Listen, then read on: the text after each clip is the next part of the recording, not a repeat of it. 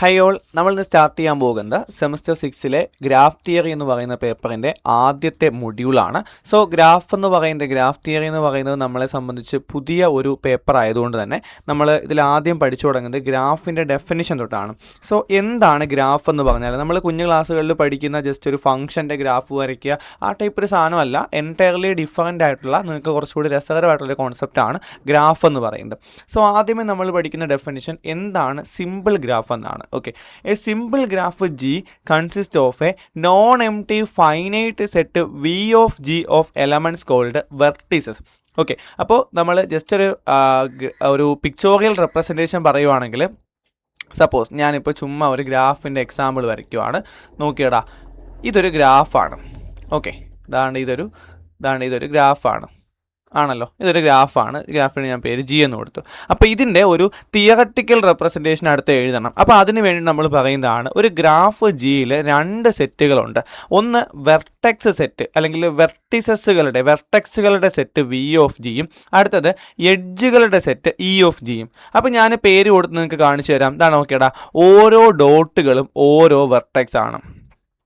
Okay, അപ്പോൾ ഇവിടെ 5 വെർട്ടെക്സുകളുണ്ട്. So ഇവിടുത്തെ വി ഓഫ് ജി അഥവാ വെർട്ടെക്സ് സെറ്റ് എന്ന് പറയുന്നത് 1 2 3 4 5 അങ്ങനെ 5 വെർട്ടെക്സുകൾ. ഇനി എഡ്ജുകളുണ്ട്. എഡ്ജുകൾ എന്ന് പറഞ്ഞാൽ വെർട്ടെക്സുകളെ തമ്മിൽ ജോയിൻ ചെയ്യുന്ന ലൈൻസ് ആണ് എഡ്ജ്. നോക്കിയടാ, a finite set E of G of distinct unordered pairs of distinct elements V of G. ഞാനിപ്പോൾ എഡ്ജിന് പേര് കൊടുത്തിട്ട് കാര്യം പറഞ്ഞത്, ഇഷ്ടമുള്ള പേര് കൊടുക്കുക. ഞാനിപ്പോൾ എ കൊടുക്കുന്നു.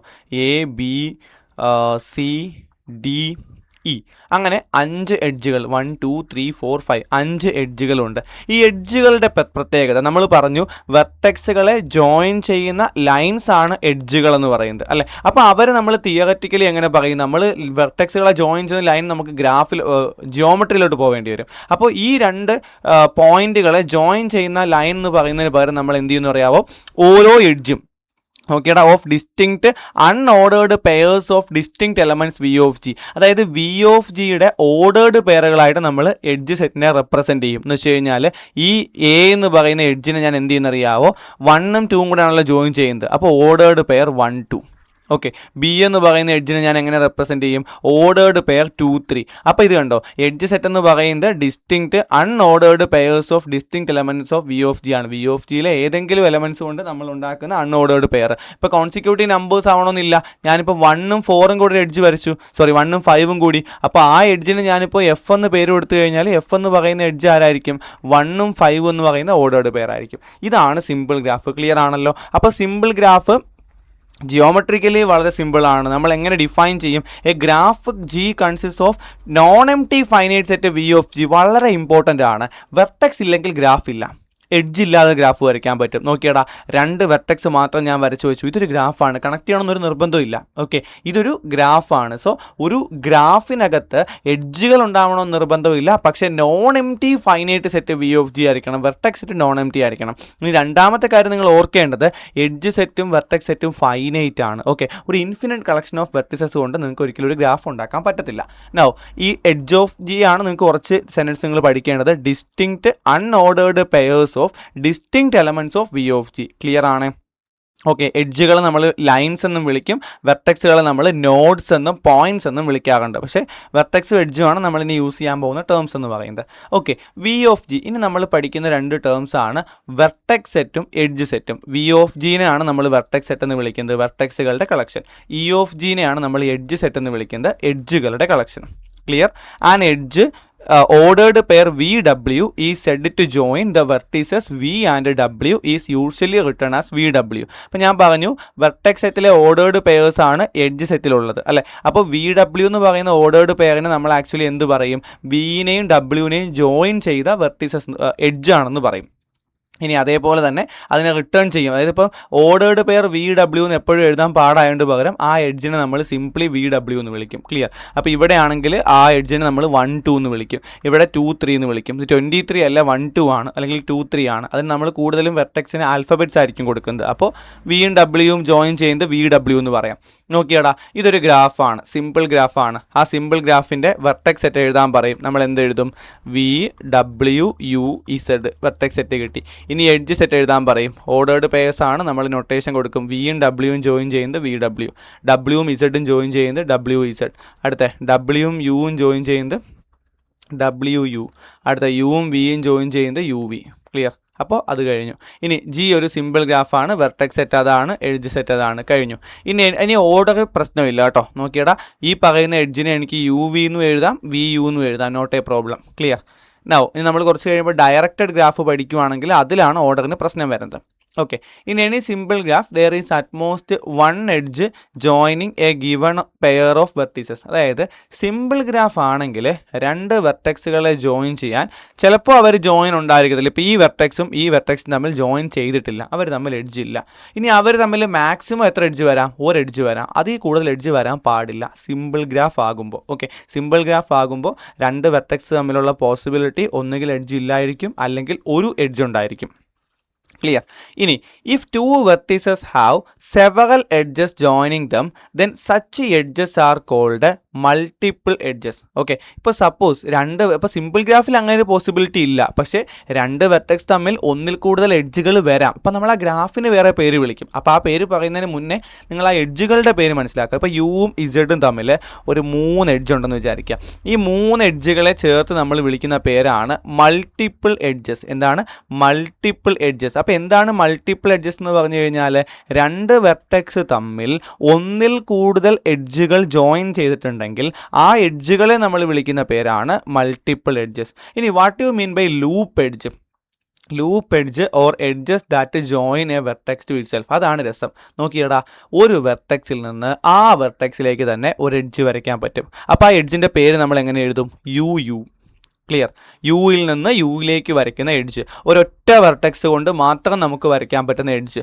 അങ്ങനത്തെ എഡ്ജുകളെ നമ്മൾ വിളിക്കുന്ന പേരാണ് ലൂപ്പ് അഥവാ സെൽഫ് ലൂപ്പ്. ഓക്കെ, അപ്പോൾ ലൂപ്പ് എന്ന് പറഞ്ഞാൽ എന്താണ്? ലൂപ്പ് എഡ്ജ് എന്ന് പറഞ്ഞാൽ edges that join a vertex to itself. Clear ആണ്?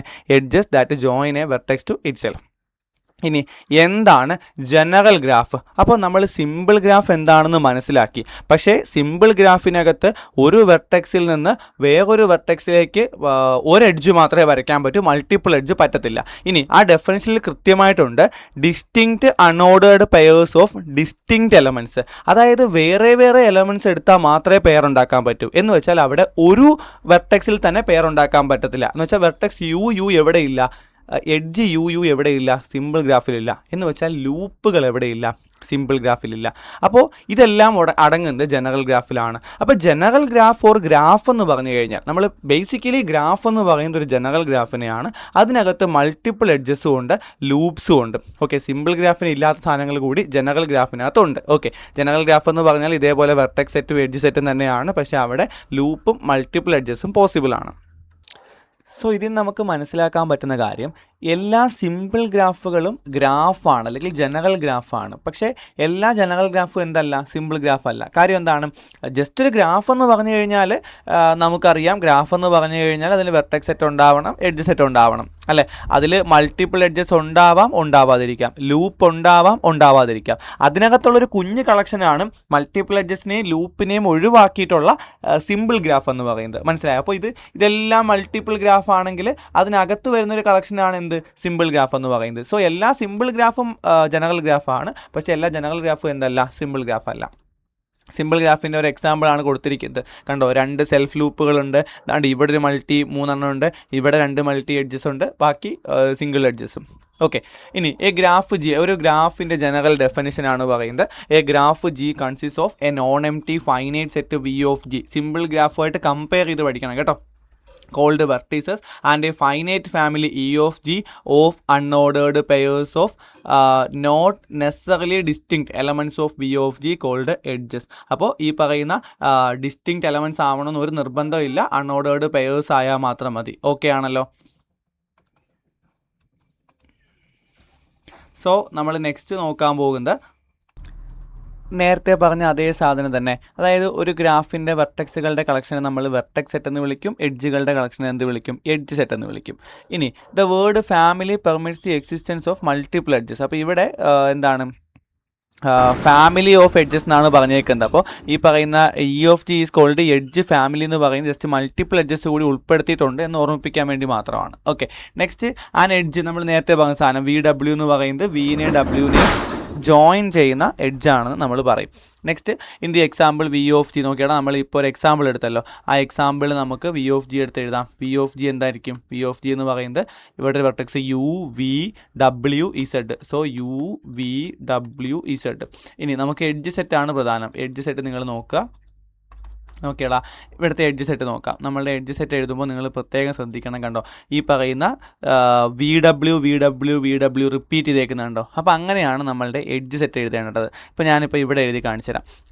വിയിൽ ആദ്യം നമുക്ക് യുവിൽ നോക്കാം. യുവിൽ സെൽഫ് ലൂപ്പ് ഒന്നുമില്ല. യു ഇന്ന് വിയിലേക്ക് ഒരു എഡ്ജ് ഉണ്ട്, യു വി.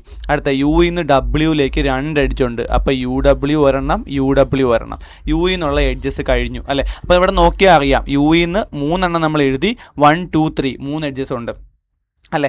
നെക്സ്റ്റ് നമുക്ക് നോക്കാം വിയിൽ നമ്മൾ എന്തുണ്ട്? വിയിൽ ഒരു സെൽഫ് ലൂപ്പ് 2 എണ്ണം ഉണ്ട്. സോ വി വി ഒരെണ്ണം, പിന്നെയും വി വി ഒരെണ്ണം, പിന്നെ ഒരു എഡ്ജ് വി യു ഉണ്ട്. അത് നമ്മൾ ഓൾറെഡി എഴുതി കഴിഞ്ഞു. ഇനി നമുക്ക് വി ഡബ്ല്യു ഉണ്ട്. വി ഡബ്ല്യു എത്ര ഉണ്ട്? 3 എണ്ണം ഉണ്ട്. അപ്പോൾ വി ഡബ്ല്യുവിന് നമുക്ക് വേണമെങ്കിൽ ഡബ്ല്യു വി എന്നും എഴുതാം കേട്ടോ. അപ്പോൾ V W V W V W. Next എന്താണ്? ഡബ്ല്യുവിൽ നിന്ന് ഇസഡിലേക്ക്. അപ്പോൾ ഡബ്ല്യു ഇസഡ്. ഡബ്ല്യു യു നമ്മൾ ഓൾറെഡി എഴുതി കഴിഞ്ഞു. ക്ലിയർ? അപ്പോൾ ഇതാണ് നമ്മളുടെ എഡ്ജ് സെറ്റ് എന്ന് പറയുന്നത്. ഇ ഓഫ് ജി എന്നാണ് നമ്മൾ റെപ്രസെൻറ്റ് ചെയ്യുന്നത്. ഇനി എന്താണ് ഗ്രാഫ് ഐസോമോർഫിസോ എന്നാണ് നമ്മൾ ഇനി നോക്കാൻ പോകുന്നത്. അത് നമുക്ക് അടുത്ത ക്ലാസ്സിൽ ഡിസ്കസ് ചെയ്യാം. ഈ ക്ലാസ്സിൽ പഠിച്ച കൃത്യം കാര്യങ്ങൾ മനസ്സിലാക്കി വയ്ക്കുക. എന്താണ് ഗ്രാഫ് എന്ന് നോക്കി വയ്ക്കുക. സംശയം ഉണ്ടെങ്കിൽ ചോദിക്കുക. Okay, thank